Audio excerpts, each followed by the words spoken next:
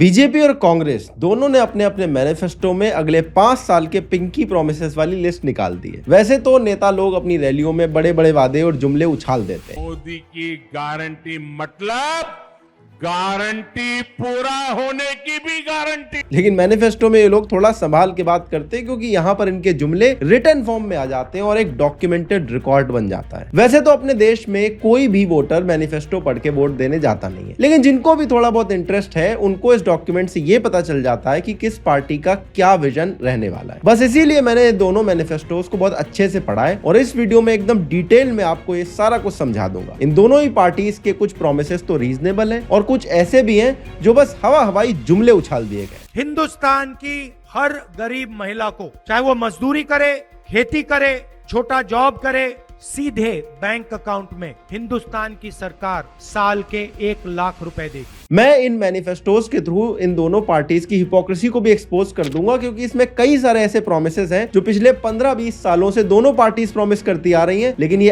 आज तक इन्होंने पूरे नहीं करे। बीजेपी यूनिफॉर्म सिविल कोड को भी देश हित में उतना ही आवश्यक समझती है। कुछ ऐसे भी प्रोमिसेस हैं जो रैलीज में तो ये लोग बहुत डिस्कस करते हैं, लेकिन मैनिफेस्टो में इस पर इन्होंने एक लाइन तक नहीं लिखी है। बस इस पूरी वीडियो को ध्यान से देखना, क्योंकि बहुत सारे लोगों की इस वीडियो के बाद आंखें खुल जाएंगी। आज भाजपा ने विकसित भारत के संकल्प पत्र को देश के सामने रखा है। Today, the main opposition, the Congress Party, has released its manifesto. ये जो मैनिफेस्टो बना है, ये मैनिफेस्टो कांग्रेस पार्टी ने नहीं बनाया, ये मैनिफेस्टो हिंदुस्तान की जनता ने बनाया है। कि भाई मुझे मैनिफेस्टो देख करके लगता है कि इस पर पूरी तरह मुस्लिम लीग की छाप है। इस बात को समझे कि ये नॉर्मल चुनाव नहीं है, ये लोकतंत्र को बचाने का, संविधान को बचाने का चुनाव है। शुरुआत मैनिफेस्टो के नाम से करते हैं। बीजेपी पिछले 10 साल से पावर में है, इसलिए इनकी सारी मैसेजिंग काफी पॉजिटिव है। ये अपनी स्कीम्स का बखान करते हैं और ज्यादातर प्रोमिसेस में इन्हीं स्कीम्स को आगे बढ़ाने का संकल्प लेते हुए अपने डॉक्यूमेंट में इसकी गारंटी दे रहे हैं। इसीलिए इनके मैनिफेस्टो का नाम है संकल्प पत्र और इसमें मोदी की गारंटी वाली बात कई बार कही गई है, जिसके थ्रू ये सिर्फ अगले 5 साल का नहीं बल्कि 2047 तक का विजन देश को दिखा रहे हैं। समर्थ भारत का सपना लेकर, विकसित भारत का सपना लेकर निकल पड़े हैं। बीजेपी वाले मोदी की गारंटी की बात राजस्थान, एमपी और छत्तीसगढ़ के इलेक्शन में भी कर रहे थे, लेकिन ये टर्म इन्होंने कांग्रेस से चुराया हुआ है। हिमाचल के इलेक्शन में 10 गारंटी दी थी कांग्रेस ने और वो इलेक्शन कांग्रेस जीत गई थी। वहीं दूसरी तरफ कांग्रेस अपने इसी गारंटी वाले टर्म को भूल चुकी है। ये बोल रहे हैं कि मोदी ने देश के साथ अन्याय किया है और इसीलिए इनके मैनिफेस्टो का नाम है न्याय पत्र। यही सेम नेम इनका 2019 वाले मैनिफेस्टो का भी था, जिसमें कांग्रेस बुरी तरह से हार गई थी। अक्सर जो भी प्रोडक्ट फेल हो जाता है उसको बेचने के लिए कंपनीज एक नया पैकेट बना देती हैं, लेकिन यहाँ पर कांग्रेस ने एक बार फिर से सेम ही चीज को बिल्कुल सेम पैकेट में बेचने की कोशिश करी है। क्यों ऐसा लग रहा है कि 2019 का मैनिफेस्टो का थोड़ा सा रिपीट टेलीकास्ट है? चिदम्बरम साहब ने भी जिक्र किया था कि 2019 में भी हमने बताया था कि नौकरियां जाएंगी, ये सामाजिक अन्याय होगा, और अब हमने उसको और मजबूती से रखा है। तो क्या आप लोग, क्योंकि वो सफल नहीं हो पाया था, 2019 में मोदी सरकार वापस आ गई थी, जनता ने आपके मैनिफेस्टो को रिजेक्ट किया। अच्छा, एक बात बताइए, हम कह रहे हैं कि ये न्याय का पत्र है, तो न्याय पत्र अगर सफल नहीं होगा तो इसका कॉन्ट्रेरी क्या है?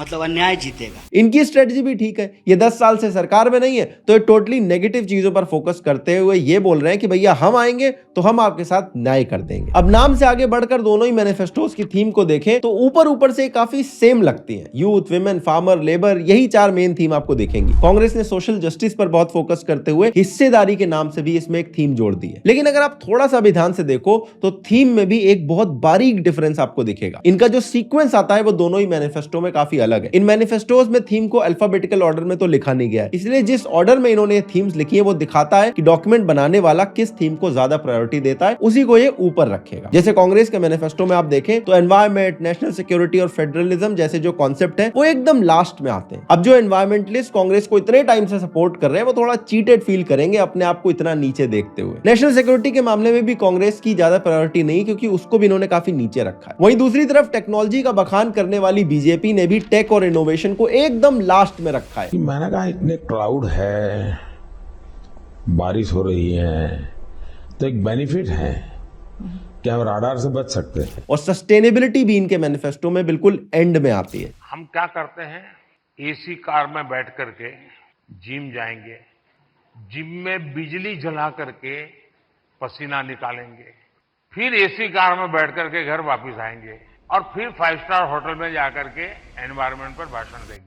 लेकिन इनकी जो टॉप प्रायोरिटी अब थोड़ा उसका भी ऑर्डर देख लेते हैं। ओवरऑल दोनों मैनिफेस्टोस को पढ़कर मुझे लगता है कि एक लाइन में देखा जाए तो कांग्रेस ने बहुत बड़े बड़े प्रोमिसेस किए हैं, जिनमें से कुछ डेंजरस हैं और काफी सारे इम्प्रैक्टिकल भी हैं। दूसरी तरफ बीजेपी के मैनिफेस्टो में नया कुछ नहीं दिखता है, वो वही सेम पुरानी स्कीम्स का रट्टा लगा रहे हैं और आगे इनको और बड़े लेवल पर चलाने का प्रॉमिस कर रहे हैं। एक तरह से बीजेपी के मैनिफेस्टो को आप काफी बोरिंग कह सकते हो। कांग्रेस आजकल कास्ट सेंसस की बहुत बात करती है, इसीलिए सोशल जस्टिस या सामाजिक न्याय इनके प्रोमिसेस में एकदम टॉप पर आता है। वहीं दूसरी तरफ बीजेपी वाले अपनी वेलफेयर स्कीम पर बहुत फोकस करते हैं, इसीलिए इन्होंने सबसे ऊपर गरीब परिवारजन की बातों को रखा है। अगर थोड़ा सा डिटेल में देखो तो कांग्रेस ने सोशल जस्टिस के अंदर टोटल 23 प्रोमिसेस करे, जैसे कि सोशियो इकोनॉमिक कास्ट सेंसस और रिजर्वेशन को 50% से भी ज्यादा कर देने का प्रॉमिस है। कितना ज्यादा करेंगे ये नहीं बताया, क्योंकि सुप्रीम कोर्ट ने ऑलरेडी 50% की लिमिट लगा रखी है, तो ये भी एक्सप्लेन नहीं कर रहे हैं कि आखिर ये 50% से ज्यादा बढ़ाएंगे कैसे। जाति जनगणना हम लागू कर देंगे। कल तेलंगाना के चीफ मिनिस्टर आए, उन्होंने मुझे कहा कि तेलंगाना में काम शुरू है, जहां भी हमारी सरकार है हम जाति जनगणना कर रहे हैं। 50% का जो कैप लगाया है, आर्टिफिशियल कैप लगाया है, अनफेयर कैप लगाया है, इसको हम हटा देंगे। रिजर्वेशन का जो 50% का कैप है हम इसको खत्म कर देंगे। ये ईवीएस वाले 10% रिजर्वेशन को भी सारी कास्ट के लिए खोलने का प्रॉमिस करते हैं। पीडब्ल्यूडी के जो प्रोजेक्ट निकलेंगे उसमें भी ये एससी एसटी वाले कॉन्ट्रैक्टर्स को प्रायोरिटी देने की बात करते हैं, और जो भी नई जॉब निकलेगी उसमें सबसे पहली प्रायोरिटी 1 साल के अंदर इनकी होगी कि एससी एसटी वाली जितनी भी वैकेंसी उनको फिल कर दिया जाए। रिजर्व कैटेगरी के स्टूडेंट्स की स्कॉलरशिप भी यहाँ पर डबल हो जाएगी। बाकी जो प्रोमिसेस हैं आप स्क्रीन पॉज करके पढ़ सकते हो। अगर आप जनरल कैटेगरी में आते हो तो ये आप स्किप भी कर सकते हो। बीजेपी वालों ने एससी एसटी रिलेटेड कुछ भी नया अनाउंस नहीं करा है, बस जो स्कीम्स चल रही है उनका बखान करते हुए दिखते हैं। सबका साथ सबका विकास नाम से इन्होंने सेक्शन बनाया, उसमें काफी कुछ लिखा है। कुछ प्रोमिसेस इन्होंने जो किए हैं वो आप स्क्रीन पॉज कर इनके लिए भी पढ़ सकते हो। यूथ के लिए अगर देखें तो कांग्रेस ने टोटल 8 प्रोमिसेस करे हैं। इसमें सबसे बड़ा प्रॉमिस है कि हम एक नया एक्ट बनाएंगे, राइट टू अप्रेंटिसशिप, जिसमें 25 साल के कम उम्र वाले हर डिप्लोमा होल्डर और कॉलेज ग्रेजुएट को किसी भी प्राइवेट या पब्लिक कंपनी के साथ 1 साल की इंटर्नशिप करने को मिलेगी और इस पूरे 1 साल में उसको 1 लाख रुपए की सैलरी मिलेगी। प्रॉमिस कर दिया है, लेकिन इस पे कितना खर्चा आएगा ये शायद इन्होंने अभी तक डिसाइड नहीं करा है। एक इंटरव्यू में बैठ के मैनिफेस्टो बनाने वाली जो टीम के मेंबर हैं उनको जर्नलिस्ट कैलकुलेट करके दिखा रहे थे कि साहब इतना खर्चा आएगा इसमें। हम लोग 10 लाख लोग लेंगे, एक रफ एस्टिमेट हो सकता है, लेकिन ये मेरा एस्टिमेट है, ये पार्टी का एस्टिमेट है, मैं आपको बस समझाने के तौर पे ठीक बता रहा हूँ। तो 10 लाख को अगर हम एक रफ कैलकुलेटर खोल लूं, क्योंकि थोड़ा कंफ्यूजन होता है, कितना हो गया? 1 lakh, 10 lakh, can you count? Sorry मेरी मैथ्स बहुत ही पुअर है। अच्छा, ये कितने करोड़ हो गया? लाख, 1000 करोड़, अब 10,000 करोड़, अब मुझे भी ओके, सो उतना बड़ा नंबर नहीं है सर। इसके अलावा कांग्रेस ने एक अच्छा प्रॉमिस करा है कि गवर्नमेंट एग्जाम में जो अलग अलग एप्लीकेशन फीस लगती है उसको ये हटा देंगे। स्पोर्ट्स वालों को 10,000 रुपए पर मंथ की स्कॉलरशिप देंगे और सेंट्रल गवर्नमेंट की 30,000 वैकेंसीज को भी ये तुरंत भर डालेंगे। अब ये वाले सब बड़े अच्छे आइडियाज हैं, लेकिन इसके अलावा 2 ऐसे प्रोमिसेस हैं जो सुनने में अच्छे लगते हैं लेकिन प्रैक्टिकल नहीं है। इनका प्रॉमिस है कि जिसका जिसका आज तक भी कोई भी पेपर लीक हुआ है इन सबको पैसे मिलेंगे। अब लाखों लोग अलग अलग पेपर देते हैं देश के अंदर, किसको कितना पैसा मिलेगा, कहां से बजट लाएंगे, ये सब कांग्रेस ने एक्सप्लेन नहीं करा है। कांग्रेस के मैनिफेस्टो में ये थीम आप कंटिन्यूअसली आगे सेक्शन में भी देखोगे। ये बात बात पर पैसे देने का प्रॉमिस कर रहे हैं। ये पैसे आएंगे कहां से ये एक भी जगह इन्होंने नहीं बताया। पेपर लीक वैसे तो बहुत बड़ी प्रॉब्लम है, लेकिन मुझे ऐसा लगता है कि हर प्रॉब्लम आप पैसे फेंक के सॉल्व नहीं कर सकते। दूसरा प्रॉमिस ये करते हैं कि 15 मार्च 2024 तक के सारे स्टूडेंट लोन्स को ये एक साथ माफ कर देंगे और बैंक्स को सारा पैसा सरकार देगी। देश में 97,000 करोड़ के स्टूडेंट लोन है, ये इतना सारा पैसा कहां से लाएंगे इसका इन्होंने कोई प्लान नहीं बताया। बीजेपी अपने मैनिफेस्टो में देखें तो यूथ के बारे में काफी सारे बात करती है, लेकिन मेनली स्टार्टअप्स को टारगेट करते हुए make in India, startup seed fund, ऐसे प्रोग्राम्स को ये एक्सपैंड करने की बात करते हैं। इन्होंने ये भी लिखा है कि न्यू एजुकेशन पॉलिसी के थ्रू ऐसा सिस्टम बनाया जाएगा कि स्टूडेंट्स पढ़ते पढ़ते ही वो स्किल सीख जाए जिससे वो कमाना शुरू कर सके, लेकिन इस पर डिटेल में कुछ एक्सप्लेन नहीं करा है कि एग्जैक्टली कैसे करने वाले हैं। अब अल्टीमेटली गवर्नमेंट जॉब लिमिटेड है, इसीलिए यूथ की एम्प्लॉयमेंट के लिए भी इन्होंने स्टार्टअप को प्रमोट करने की बात करी है। इन्होंने ये भी लिखा है कि बड़ी बड़ी जो कंपनीज हैं इनके कैपेबिलिटी सेंटर, टेक सेंटर और जो इंजीनियरिंग सेंटर्स हैं वो भारत में और ज्यादा खोले जाएंगे। अगर आप ऑलरेडी देखें तो भारत में 1600 ऐसे कैपेबिलिटी सेंटर्स हैं जो पिछले 7 सालों में $45 बिलियन से भी ज्यादा का रेवेन्यू जनरेट कर चुके हैं। बेसिकली अगर आप बीजेपी का मैनिफेस्टो देखो तो ये जॉब देने की जगह इंडस्ट्री को सेटअप करने की बात करते हैं ताकि ताकि नई जॉब्स क्रिएट हो सके। बाकी ये भी प्रॉमिस करते हैं कि गवर्नमेंट वैकेंसी भर दी जाएंगी, पेपर लीक रोक दिए जाएंगे, लेकिन पिछले 10 साल का ट्रैक रिकॉर्ड देखो तो इन मामलों में इनकी परफॉर्मेंस अच्छी नहीं है। इसीलिए इन प्रोमिसेस को मैं थोड़ा अनरिलायबल कैटेगरी में डालना चाहूंगा। एम्प्लॉयमेंट से जुड़ी हुई बात है एजुकेशन की, तो अब इसको देख लेते हैं। दोनों मैनिफेस्टो में इस पर काफी डिस्कशन हुआ है। कांग्रेस यहां पर भी पैसे बांटते हुए दिखती है। मैंने बताया था ना, ये लोन माफ करने की बात करते हैं। इसके अलावा 24 और इन्होंने प्रोमिसेस करे। इसमें कुछ बेसिक प्रोमिस है, जैसे जो न्यू एजुकेशन पॉलिसी उसमें अमेंडमेंट करेंगे, टीचर्स की सारी वैकेंसी फिल कर देंगे। लेकिन जो प्रॉमिस मुझे इंटरेस्टिंग लगा वो ये था कि प्राइवेट स्कूल्स की फीस को कंट्रोल करने के लिए ये स्टेट गवर्नमेंट से एक कमेटी बनाने के लिए बोलेंगे, क्योंकि जो एजुकेशन है वो स्टेट गवर्नमेंट के सब्जेक्ट्स में आता है। लेकिन ये काफी जरूरी स्टेप है। मुझे लगता है सरकार किसी की भी बने, ये जो प्राइवेट स्कूल में फीस के नाम पर खुली लूट चल रही है, ये रोकना बहुत ज्यादा जरूरी है। इसके अलावा जो राइट टू एजुकेशन एक्ट के थ्रू 6 से 14 साल के बच्चों को फ्री एजुकेशन दी जाती है, कांग्रेस प्रॉमिस करती है कि वो क्लास 12 तक एक्सटेंड कर दी जाएगी। ये भी बहुत अच्छा आइडिया है। देखो, अच्छी क्वालिटी की एजुकेशन एक बेसिक राइट है और मैं पर्सनली इसे फ्री भी नहीं मानता। मुझे लगता है कि देश के फ्यूचर के लिए गवर्नमेंट का इन्वेस्टमेंट है, जिसकी रिटर्न काफी ज्यादा बड़े अमाउंट में आ सकती है। लेकिन इसके आगे इन्होंने भी थोड़े हवाई सपने दिखाने की कोशिश करी है। ये स्टेट गवर्नमेंट्स को असिस्ट करेंगे कि हर एक तहसील के अंदर एक गवर्नमेंट कम्युनिटी कॉलेज खोला जाए, जहां पर डिजिटल मार्केटिंग से लेकर हॉस्पिटैलिटी, पैरामेडिकल, पैरालीगल, मैन्युफैक्चरिंग, इस तरह की जॉब्स की जो बेसिक ट्रेनिंग है वो दी जा सके। फिर ये लिखते हैं कि क्लास 9 से 12 के जो जितने भी स्टूडेंट हैं, इनके पास मोबाइल फोन हो, ये बात सरकार इंश्योर करेगी। अब ये असिस्ट और इंश्योर कैसे करेंगे, कितना पैसा लगेगा, कहां से आएगा, सरकार का क्या रोल होगा, स्टेट गवर्नमेंट का क्या रोल होगा, इस पर इन्होंने कुछ भी नहीं बताया है। दूसरी तरफ बीजेपी वालों ने यहां पर भी अपने पिछले 10 साल में जो इन्होंने IIT IIM बनवाए हैं उसका खूब बखान करा है। और इसके अलावा इन्होंने ये भी कहा है कि हम आगे और बनवाएंगे। कितने बनवाएंगे, कब बनवाएंगे, कहां बनवाएंगे, इस पर कुछ नहीं बोला है। एजुकेशन के अंदर बीजेपी की मेन थीम है न्यू एजुकेशन पॉलिसी। इसके अलावा इन्होंने बस 1-2 नई चीजों की बात करी है, जैसे कि लो इनकम फैमिलीज को नई स्किल सिखाने के लिए ऑनलाइन यूनिवर्सिटीज चलाएंगे। 1 नेशन 1 स्टूडेंट ID पूरे देश में बना के ये इंश्योर करेंगे कि प्री स्कूल से लेकर सेकेंडरी स्कूल तक जितना भी एनरोलमेंट है वो 100% हो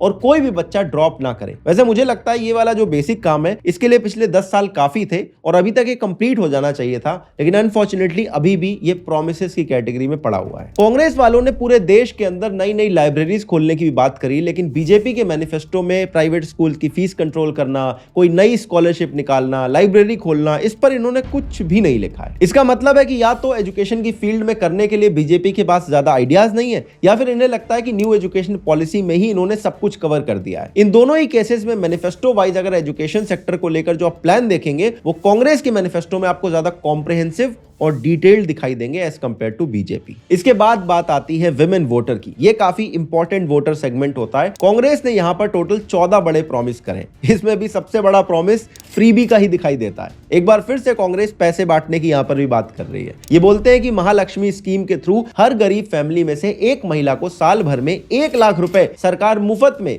यूं ही ऐसे बांट देगी। राहुल गांधी बोलते कि ये पैसे खड़ाखट उनके बैंक अकाउंट में आते रहेंगे। अगर हर महिला 8 घंटे घर के बाहर जॉब करती है और फिर 8 घंटे घर में जॉब करती है, मगर 8 घंटे के लिए आपको पैसा मिलता है, मगर जो घर में आप काम करती हैं उसके लिए आज तक आपको किसी सरकार ने पैसा नहीं दिया। इसीलिए हिंदुस्तान की गरीब महिलाओं के बैंक अकाउंट में 1 लाख रुपए हर साल, 8,500 रुपए हर महीने,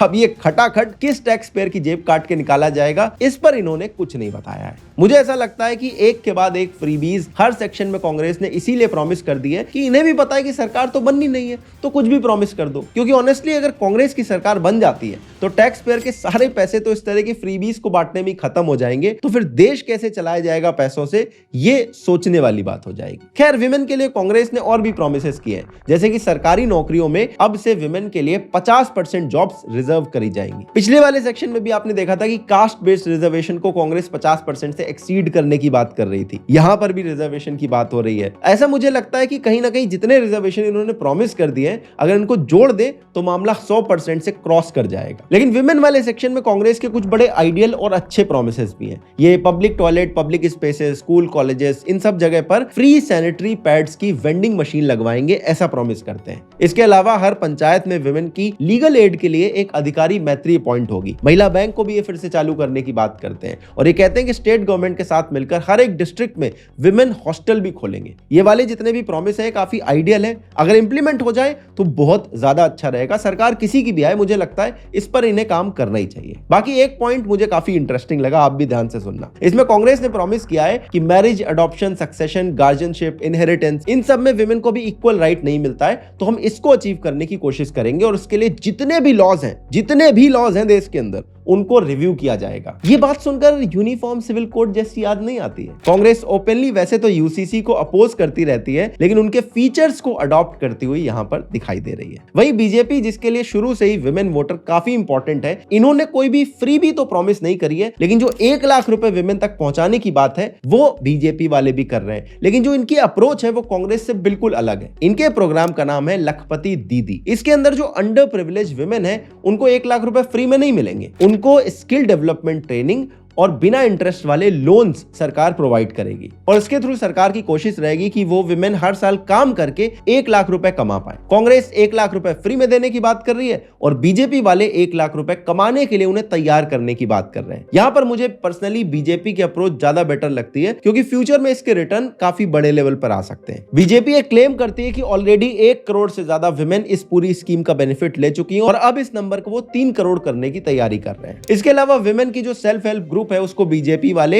1 डिस्ट्रिक्ट 1 प्रोडक्ट, ONDC और एकता मॉल जैसी स्कीम से लिंक करने की बात कर रहे हैं। इन्होंने यह भी प्रॉमिस किया है कि हर पुलिस स्टेशन में विमेन के लिए एक डेडिकेटेड शक्ति डेस्क बनाया जाएगा, जिसकी एक अलग से हेल्पलाइन होगी। यह स्टेप इन्होंने क्राइम अगेंस्ट विमेन को कंट्रोल करने के लिए लिया है। कांग्रेस की तरह इन्होंने भी विमेन के लिए हॉस्टल्स बनाने की बात करी है, लेकिन जैसे कांग्रेस हर डिस्ट्रिक्ट के लिए प्रॉमिस करती है, ये बीजेपी वाले कहते हैं कि हर इंडस्ट्रियल या कमर्शियल सेंटर के पास हॉस्टल खोले जाएंगे। मेरे हिसाब से अगर देखा जाए तो ये थोड़ा ज्यादा रियलिस्टिक गोल लगता है। कांग्रेस वाला आइडियल है लेकिन शायद उतना प्रैक्टिकल नहीं है। इसके अलावा बीजेपी ने सर्वाइकल कैंसर को एलिमिनेट करने के लिए भी एक फोकस इनिशिएटिव चलाने की बात करी है। ये मेरे हिसाब से काफी इंपॉर्टेंट इनिशिएटिव है। अभी कुछ टाइम पहले पूनम पांडे की डेथ वाली कंट्रोवर्सी नहीं हुई थी, वहां पर भी सर्वाइकल कैंसर के अराउंड ही कॉन्वर्सेशन क्रिएट करने के लिए वो पूरा खेल किया गया था। लेकिन मुझे ऐसा लगता है कि ये वाला अप्रोच थोड़ा कैजुअल था, तो अगर बीजेपी इस पर अवेयरनेस फैलाना चाहती तो मैं रिक्वेस्ट करता हूं कि ऐसा कुछ वो बिल्कुल भी ना करें। पिछले 2-3 सालों से बीजेपी के अगेंस्ट बहुत सारे फार्मर प्रोटेस्ट हुए और इन प्रोटेस्ट और कुछ पॉलिटिकल रीजन की वजह से भी बीजेपी ने फार्म लॉ तक को वापस ले लिया था। इसलिए लोग गेस कर रहे थे कि इस बार तो बीजेपी वाले फार्मर्स को लेके कुछ बड़े बड़े प्रॉमिस कर देंगे, लेकिन फिर से ऐसा कुछ नहीं हुआ। यहाँ पर बीजेपी की हिपोक्रेसी भी आपको दिखाता हूँ, क्योंकि पहले बीजेपी वाले एमएसपी का प्रॉमिस करते थे, लेकिन अब इन्होंने एमएसपी को लीगल गारंटी बनाना हो या 23 फसलों पर एमएसपी देना हो, ऐसा कोई प्रॉमिस अपने मैनिफेस्टो में नहीं लिखा है। बस जो स्कीम्स चल रही है जैसे किसान सम्मान निधि, फसल बीमा योजना, इनको ही एक्सपेंड करने की बात कर रहे हैं। इसके अलावा भारत में 22% जो अनाज है वो वेस्ट हो जाता है क्योंकि हमारे यहाँ स्टोरेज फैसिलिटीज नहीं है। इनको सॉल्व करने की बात बीजेपी ने फार्म लॉज में करी थी, लेकिन फिर पॉलिटिक्स बीच में आ गई, फार्म लॉ वापस ले लिए। लेकिन अब अपने मैनिफेस्टो में बीजेपी ने at least storage facilities, cold storage और फूड प्रोसेसिंग यूनिट लगाने की बात तो करती है। इसके अलावा अक्सर न्यूज में आता है कि सब्जियों के दाम बहुत ज्यादा फ्लक्चुएट होते हैं। किसान को प्याज 2 रुपए में बेचना पड़ रहा है, लेकिन मार्केट में वो 100 रुपए पे मिलता है। इसको सॉल्व करने के लिए बीजेपी ने कुछ नए क्लस्टर्स और स्टोरेज फैसिलिटीज बनाने का प्रॉमिस करा है, जो सब्जियों पर फोकस करेंगे। बाकी जो मोटा अनाज यानी कि ज्वार, बाजरा, रागी, जिसको मिलेट बोला जाता है, उसको सिर्फ देश में नहीं बल्कि पूरे विश्व में प्रमोट करने की बात ये कर रहे हैं। और इसी को प्रमोट करने के लिए 2023 में हमारी सरकार ने इंटरनेशनल ईयर ऑफ मिलेट भी डिक्लेयर कर दिया था। वहीं दूसरी तरफ अगर कांग्रेस को देखें तो ये प्रॉमिस करते हैं कि स्वामीनाथन कमेटी की जो रिकमेंडेशन है उसके हिसाब से एमएसपी को लीगल गारंटी बनाया जाएगा। इस प्रॉमिस में बस एक प्रॉब्लम है, स्वामीनाथन कमेटी ने एमएसपी पर लीगल गारंटी के लिए कभी नहीं बोला है। ये बात 2002 की अभिजीत सेन कमेटी में आई थी। ये रिपोर्ट भारत सरकार के पास 2006 में आ गई थी और इसके अगले 8 सालों तक देश में कांग्रेस की सरकार थी। तो यहाँ पर कांग्रेस की भी हिपोक्रेसी दिखती है। जो प्रॉमिस ये तब 8 सालों तक इंप्लीमेंट नहीं कर पाए, एक बार फिर से अपने मैनिफेस्टो में लिख रहे हैं। बिल्कुल बीजेपी की तरह इनकी एक और पुराने मैनिफेस्टो वाली हिपोक्रेसी आपको दिखाता हूं। अपने 2019 के मैनिफेस्टो में कांग्रेस ने एपीएमसीज को हटाने की बात करी थी और यही बात जब फार्म लॉ के थ्रू सरकार ने इंप्लीमेंट करने की कोशिश करी तो कांग्रेस इसके अगेंस्ट में आ गई। और अब अपने प्रॉमिस से बिल्कुल 180 डिग्री जाते हुए कांग्रेस कहती है कि हम एपीएमसीज को तो मजबूत करने पे काम करेंगे। इसके साथ ही राहुल गांधी फार्म प्रोटेस्ट को सपोर्ट करते हैं, उनके साथ रैलीज में भी जाते हैं, लेकिन जो उनकी मेन डिमांड थी कि 23 फसलों पर एमएसपी लगा दो, फार्मर के लिए पेंशन दे दो, इन सब सब के बारे में कांग्रेस ने अपने मैनिफेस्टो में मेंशन तक नहीं करा है। देख रहे हो, चाहे बीजेपी हो या कांग्रेस, सारी की सारी हिपोक्रेसी इनके मैनिफेस्टो पढ़ते ही निकल के सामने आ जाती है। इसके अलावा कांग्रेस ने प्रॉमिस किया था कि देश भर के एक डिस्ट्रिक्ट में एक वेटरनरी और एक एग्रीकल्चर कॉलेज खोलेंगे। देश में टोटल 806 डिस्ट्रिक्ट है, मतलब टोटल 1600 से भी ज्यादा नए कॉलेजेस खोलेंगे, ऐसा इनका प्रॉमिस है। ये सुन के थोड़ा सा हवाई प्रॉमिस लगता है। एक और हवाई प्रॉमिस आपको दिखाता हूं। अगले 5 साल में डेयरी और पोल्ट्री का आउटपुट ये डबल कर देंगे। अब ये हवाई क्यों है और इसमें क्या प्रॉब्लम है, ये मैं एक्सप्लेन नहीं करूंगा, आप खुद करण थापर के मुंह से सुन सकते हो। If you actually double the output of poultry and dairy and the demand doesn't increase simultaneously, the price will fall. That also happens. But if you double the value of the output without increasing the output, i.e. it costs more, inflation will go up. इस section में कांग्रेस का एक promise है जो मुझे बहुत अच्छा लगा। इनका कहना है कि एग्रीकल्चर में जो रिसर्च एंड डेवलपमेंट है इसको ये डबल कर देंगे। ये इंपॉर्टेंट भी है क्योंकि हमारे ओवरऑल जो आउटपुट आते हैं एग्रीकल्चर से वो बढ़ेगा तो सिर्फ देश में नहीं बल्कि इंटरनेशनली भी हम इसको एक्सपोर्ट कर पाएंगे। फार्मर्स को लेकर इनके जो बाकी प्रॉमिस है आपको स्क्रीन पे दिख रहे होंगे, पॉज करके आप खुद भी पढ़ लेना। अब बात करते हैं श्रमिक यानी लेबरर्स की। यहाँ पर कांग्रेस ने बहुत सारे प्रोमिसेस करे, जैसे कि मनरेगा और नेशनल मिनिमम वेज जो है उसको 400 रुपए करने की बात करी है। इसके अलावा लोगों को जो राशन मिलता है उसमें दाल और कुकिंग ऑयल भी इंक्लूड करेंगे। अभी गेहूं, चावल ये सब चीजें मिलती हैं। हर उस गांव में जहां पर 2500 से ज्यादा लोग रहते हैं वहां पर आशा वर्कर की भी अपॉइंटमेंट होगी। आंगनबाड़ी के जो वर्कर्स हैं इनके नंबर को डबल करने का प्रॉमिस है, जिससे कि पूरे देश में 14 लाख नई जॉब्स क्रिएट होंगी। इसके अलावा गिग वर्कर्स यानी स्विगी जोमेटो के जो डिलीवरी बॉयज होते हैं और जो डोमेस्टिक वर्कर्स यानी मेड्स रहती हैं, इनके राइट्स को भी लेकर एक लॉ बनाने का प्रॉमिस कांग्रेस कर रही है। ये पर्सनली मुझे बहुत ज्यादा इंपॉर्टेंट और अच्छा स्टेप लगा। जिसकी भी सरकार बने देश के अंदर ये चीज तो इंप्लीमेंट होनी चाहिए, क्योंकि एट प्रेजेंट चाहे डोमेस्टिक वर्कर हो या गिग वर्कर, इनके ह्यूमन राइट्स को लेकर किसी को भी चिंता नहीं है। वहीं बीजेपी वाले इस सेक्शन में भी कुछ नया प्रॉमिस नहीं कर रहे हैं। ये कांस्टेंट थीम है, आप नोटिस करोगे पूरे के पूरे मैनिफेस्टोस में कांग्रेस के प्रॉमिस काफी ज्यादा बड़े बड़े लगते हैं, कुछ अनरीजनेबल भी है लेकिन सुनने में बहुत अच्छे लगते हैं। वहीं बीजेपी का मैनिफेस्टो एकदम बोरिंग सा लगता है, ज्यादा कुछ रिवोल्यूशनरी नए प्रॉमिस नहीं है। इससे पता चलता है कि कांग्रेस को लगता है कि कौन सी अपनी सरकार बन रही है, कुछ अच्छे प्रॉमिस ही कर देते हैं तो ब्राउनी पॉइंट्स मिलेंगे, और बीजेपी को लग रहा है कि भैया सरकार बन गई तो फिर ये सारे पूरे करने पड़ेंगे, इसीलिए ऐसा कुछ मत लिख दो जो पूरा करना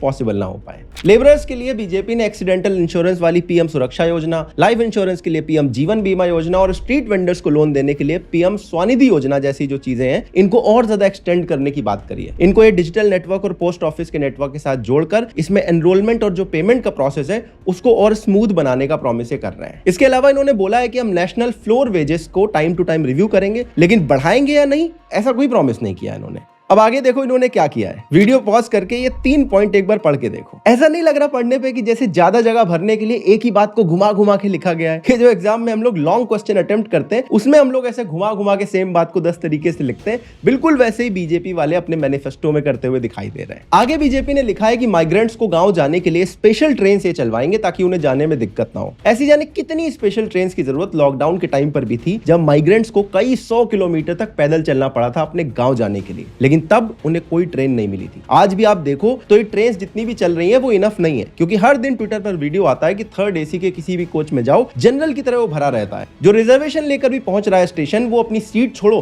ट्रेन के अंदर नहीं घुस पा रहा है। बीजेपी में ये दोनों ही चीजें रेलवेज की सबसे बड़ी फेलियर है, जिस पर सबसे कम बात होती है। इसीलिए इनके इस वाले प्रॉमिस को मैं एक हवाई जुमले की कैटेगरी में रखना चाहूंगा। बीजेपी ने बात ट्रक ड्राइवर्स की भी करी है। अपने आप में आप ट्रक देखो तो कार जैसा AC नहीं होता है, लेकिन ट्रक का केबिन एक ड्राइवर के लिए बहुत इंपॉर्टेंट है। वो उसके घर जैसा होता है। एक इनका जो ट्रिप है वो 10 से 15 दिन तक चलती है। 12-12 घंटे लगातार ये ट्रक चलाने के बाद उसी केबिन में खाना बनाते हैं, वहीं आराम करते हैं। और बीजेपी ये प्रॉमिस करती है कि ये लॉ बनाएंगे कि ट्रक बनाने वाली हर कंपनी को केबिन के अंदर और फैसिलिटीज ऐड करनी पड़ेगी, AC ऐड करना पड़ेगा। ये एक अच्छा प्रॉमिस है। बीजेपी ने अपने मैनिफेस्टो में फ्रीबीज तो प्रॉमिस नहीं करी, लेकिन जैसे लखपति दीदी वाली योजना थी वैसी ही एक और योजना है जो फ्रीबी जैसी दिखती है, लेकिन यहां पर भी बीजेपी की अप्रोच काफी अलग है। इस स्कीम का नाम है पीएम सूर्य घर मुफ्त बिजली योजना। इसके थ्रू सरकार गरीबों को फ्री में बिजली देगी, लेकिन ये बिजली सरकार से नहीं आएगी, बल्कि इसके लिए लोगों के घरों पर सोलर रूफ लगवाई जाएंगी, जिनसे जो फ्री बिजली निकलेगी वो गरीबों को फ्री में मिल जाएगी। और इस तरह से फ्री बिजली देने वाली जो स्कीम है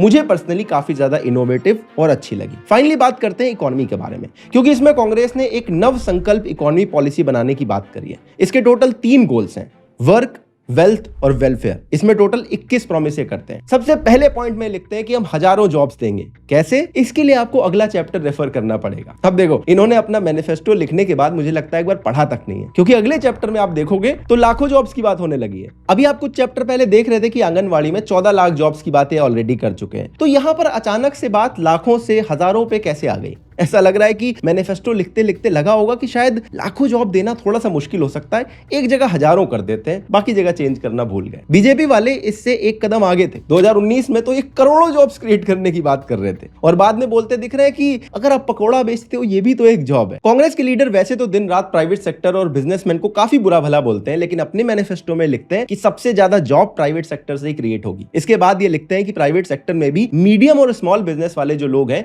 वो सबसे ज्यादा जॉब क्रिएट करेंगे, लेकिन सिर्फ उन लोगों के लिए जॉब्स क्रिएट होंगी जिनकी एजुकेशन और स्किल्स एवरेज है। और ये पढ़ के ऑनेस्टली मुझे बस यही लगा, एवरेज स्किल यू का हो गया भाई, एवरेज स्किल स्किल्ड या सेमी स्किल्ड ना कही जा रही। और ये स्मॉल और मीडियम बिजनेसेस की क्या इंसल्ट कर रहे हैं कि मतलब यहां तो बस बेकार स्किल वाले लोग ही काम करेंगे। और इसके आगे इनका यूजुअल रेटरिक चलता है कि क्रोनी कैपिटलिज्म के अगेंस्ट काम करेंगे, लेकिन क्या सॉलिड एक्शन लेंगे, कैसे करेंगे, ये कुछ नहीं लिखा है। इसके बाद वेल्थ और वेलफेयर पर भी इन्होंने काफी कुछ लिखा है, लेकिन यहां पर भी कुछ खास इंटरेस्टिंग मुझे देखने को नहीं मिलता। इसका अगला सेक्शन अनएम्प्लॉयमेंट है, जिससे डील करने के लिए इन्होंने टोटल 12 प्रॉमिस करे और ये असली में काम के सेक्शन है। यहाँ पे प्रॉमिस करते हैं कि doctor, nurse, teaching, non teaching staff, CFPF, ये सारी जो जॉब्स होती हैं इसमें 30 लाख से ज्यादा वैकेंसीज को ये फिल करेंगे और कंपनीज जो भी एडिशनल हायरिंग कर रही होंगी उनको ये टैक्स में रिबेट देंगे। इसके अलावा एक और चीज जिससे आजकल जॉब सीकर्स काफी परेशान है कि भैया सरकारी नौकरी की ना वैकेंसी का कोई कैलेंडर आता है और ना ही ये लिखा जाता है कि कब तक फिल होने वाली है, और इसको लेकर सरकार कुछ बताती भी नहीं है। तो कांग्रेस का यहाँ पर प्रॉमिस है कि हर एक सरकारी जॉब्स के लिए प्रॉपर वैकेंसी का कैलेंडर निकाला जाएगा। ये अग्निपथ जो स्कीम चली है आर्म फोर्सेस में हायरिंग के लिए, उसको भी वापस लेने का प्रॉमिस करते हैं। बीजेपी की तरह करोड़ों जॉब्स देने का एक प्रॉमिस कांग्रेस के मैनिफेस्टो में भी दिखता है। इनका प्रॉमिस है कि सिर्फ एक सेक्टर से, माइनिंग सेक्टर के अंदर से ही 1.5 करोड़ जॉब्स ये क्रिएट कर देंगे। ऑनेस्टली मुझे ये बीजेपी वाले प्रॉमिस की तरह एक हवाई जुमला लगता है। कांग्रेस स्किल डेवलपमेंट का भी प्रॉमिस करती है। ये एक NGO जैसी बॉडी सेटअप करेंगे जो स्टेट गवर्नमेंट, यूनिवर्सिटीज और कंपनीज के साथ मिलकर हर एक डिस्ट्रिक्ट में एक नया स्किल ट्रेनिंग इंस्टीट्यूट खोलेगी, जिसमें 18 से 29 साल के जो लोग हैं वो अलग अलग तरह की स्किल सीख सकेंगे।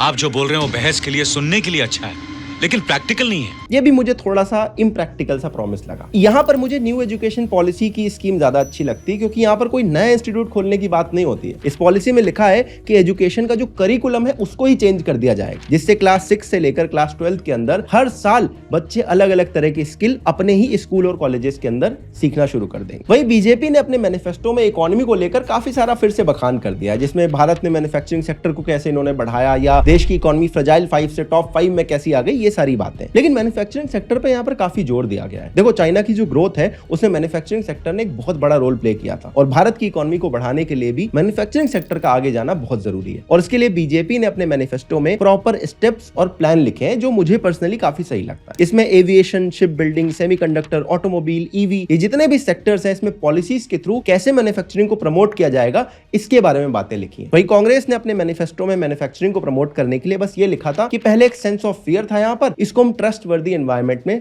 बिल्ड कर देंगे। इसके साथ कितना अजीब है कि सेमीकंडक्टर और चिप्स, जो कि ग्लोबली चाइना को चैलेंज करने के लिए इतना इंपॉर्टेंट स्टेप है, वो कांग्रेस ने अपने मैनिफेस्टो में मेंशन तक नहीं किया है। अब देखो, ये तो हमने अलग अलग पॉइंट में दोनों मैनिफेस्टोस को देख लिया। अब एक साथ आपको बताता हूं कि मैं इन मैनिफेस्टोस के बारे में क्या सोचता हूं। जो कांग्रेस का मैनिफेस्टो है, हर एक चैप्टर के अंदर फ्री बीस को भर भर के मेंशन करता है। हर प्रॉब्लम पर कांग्रेस पैसे फेंक के उसे सॉल्व करने की कोशिश करती है। मुझे ऐसा लगता है कि ये अप्रोच अट्रैक्टिंग लग सकती है, लेकिन सस्टेनेबल नहीं है। और इतनी फ्रीबीज देने का जो पैसा है वो कहां से आएगा, वो भी मैनिफेस्टो में मेंशन नहीं है। लेकिन इनकी रैलीज को सुनो तो यहां पर इन्होंने बोलना शुरू कर दिया है कि सोशियो इकोनॉमिक सर्वे कराने के बाद देश के अंदर वेल्थ रीडिस्ट्रीब्यूशन किया जाएगा। हम फाइनेंशियल और इंस्टीट्यूशनल सर्वे करेंगे, जो आपका हक बनता है वो हम आपके लिए आपको देने का काम करेंगे। मतलब सरकार लोगों के प्राइवेट पैसों को अपने हिसाब से बाकी सोसाइटी में डिस्ट्रीब्यूट कर देगी। कोविड के टाइम पर अगर आपको याद हो, योगेंद्र यादव ने अपने 7 पॉइंट रिकमेंडेशन में इसकी बात की थी कि सरकार को प्राइवेट वेल्थ पर कंट्रोल करके उसको पब्लिक कर देना चाहिए। उसके बाद से योगेंद्र यादव भारत जोड़ो यात्रा में शामिल हुए और ये वेल्थ रीडिस्ट्रीब्यूशन की जितनी भी बातें वहीं से निकल रही है। इसके साथ ही जिन इश्यूज पर कांग्रेस खूब बात करती है उसका मेंशन तक इनके मैनिफेस्टो में नहीं मिलता है। अलग अलग स्टेट इलेक्शन में कांग्रेस ने ओल्ड पेंशन स्कीम को वापस लाने की बात करी थी, लेकिन अपने मैनिफेस्टो में इन्होंने इस पर एक शब्द तक नहीं लिखा है। फार्मर प्रोटेस्ट में सबसे आगे खड़े होने वाली कांग्रेस ने इस प्रोटेस्ट की जो मेन डिमांड थी कि 23 फसलों पर एमएसपी दो, फार्मर्स के लिए पेंशन दो, इसको भी अपने मैनिफेस्टो में जगह तक नहीं दी है। इसके अलावा बहुत सारे ऐसे प्रोमिसेस हैं जिसमें बड़े बड़े हवाई वादे किए गए। ये देखने में अच्छे लगते हैं, लेकिन ना तो ये प्रैक्टिकल दिखाई देते हैं और ना ही इनके लिए कोई भी सॉलिड प्लान इन्होंने शेयर किया है। आर्टिकल 370 के एब्रोगेशन से कांग्रेस हमेशा अगेंस्ट में थी, इसके लिए इन्होंने प्रॉपर रैलीज में भी बात करी है, लेकिन मैनिफेस्टो में इस पर भी कुछ नहीं बोला है। ये फेडरलिज्म पर पूरा एक चैप्टर लिखने के बाद बोलते हैं कि मणिपुर में जो इलेक्टेड गवर्नमेंट है हम उसको हटा देंगे। Congress party has now promised right ahead of Lok Sabha that they will change the present Manipur government. मतलब ये कैसी आयरनी है भाई। और फिर हर डिस्ट्रिक्ट में एक मेडिकल कॉलेज खोल देंगे, ये सुन के भी मुझे एक हवाई जुमले जैसी बात लगती है। आज के टाइम पर सेमीकंडक्टर, इलेक्ट्रिक व्हीकल जो इतने इंपॉर्टेंट टॉपिक्स हैं जिस पर पॉलिसी की बात करनी चाहिए, इसका पूरे मैनिफेस्टो में एक मेंशन तक नहीं मिलता है। इसके अलावा कांग्रेस के मैनिफेस्टो में कुछ अच्छे पॉइंट भी हैं, जैसे स्ट्रे डॉग्स को कंट्रोल करने के लिए स्टेप्स लेंगे, ये काफी जरूरी स्टेप है। बीजेपी वाले इसको कंप्लीटली इग्नोर कर गए मैनिफेस्टो में। कांग्रेस मिड डे मील्स को भी 12th क्लास तक एक्सपेंड करने की बात कर रही है, जो कि अभी 8th क्लास तक मिलता है,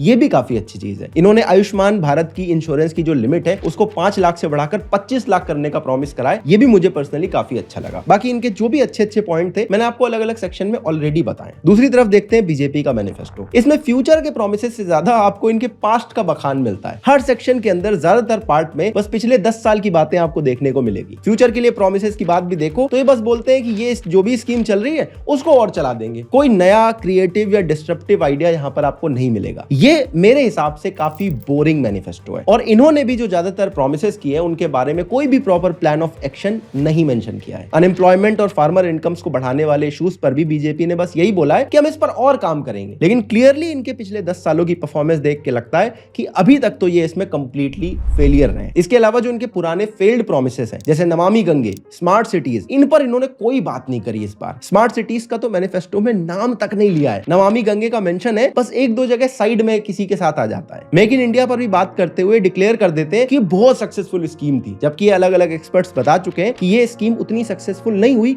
जितना इसका ढोल पीटा गया है। बीजेपी के मैनिफेस्टो में एक बात मुझे अच्छी लगती है कि इन्होंने फ्रीबीज को प्रॉमिस नहीं करा है। लखपति दीदी से लेकर फ्री इलेक्ट्रिसिटी वाली जो स्कीम है, इसमें इन्होंने ऐसे डिजाइन करा है कि सरकार को अपनी तरफ से कुछ भी फ्री में ना देना पड़े, लोग इसके लायक बन जाएं कि वो 1 लाख रुपए कमा पाए या सोलर से बिजली पैदा कर पाए। इसके अलावा बीजेपी यूनिफॉर्म सिविल कोड का प्रॉमिस 2014 से लेकर आ रही है, आज तक पूरा नहीं हुआ है, अभी भी मैनिफेस्टो में बस एक प्रॉमिस की तरह रह गया है। सीए को भी नोटिफाई करने में 2019 के बाद इन्हें 5 साल लग गए थे, लेकिन ये अच्छी चीज है कि सीए के साथ जो बाकी मेजर प्रॉमिस थे, 370 एब्रोगेशन, राम मंदिर, ट्रिपल तलाक, जिस पर ऑपोजिशन वाले बीजेपी को ट्रोल करते थे कि हर साल बस ये जुमले की तरह लिख देते हैं, ये ऑलरेडी कंप्लीट हो चुके हैं। तो इस टर्म में ये पॉसिबिलिटी है कि यूनिफॉर्म सिविल कोड भी शायद लागू हो जाए। बाकी बीजेपी की जो भी अच्छे बुरे प्रोमिसेस हैं ऑलरेडी हमने सारे अलग अलग सेक्शन में डिस्कस कर लिए। अब मैं यहाँ पर दोनों मैनिफेस्टोस को कोई रेटिंग नहीं दूंगा, मेरी एनालिसिस आपने ऑलरेडी सुन ली है। डिस्क्रिप्शन में दोनों मैनिफेस्टो का लिंक दे रहा हूं, वहां से जाकर आप खुद भी ये दोनों मैनिफेस्टो पढ़ना, खुद एनालाइज करना और फिर अपने हिसाब से इसमें रेटिंग दे देना। बाकी मैं मिलूंगा आपसे अगले वीडियो में, तब तक के लिए अपना ध्यान रखना। जय हिंद, वंदे मातरम।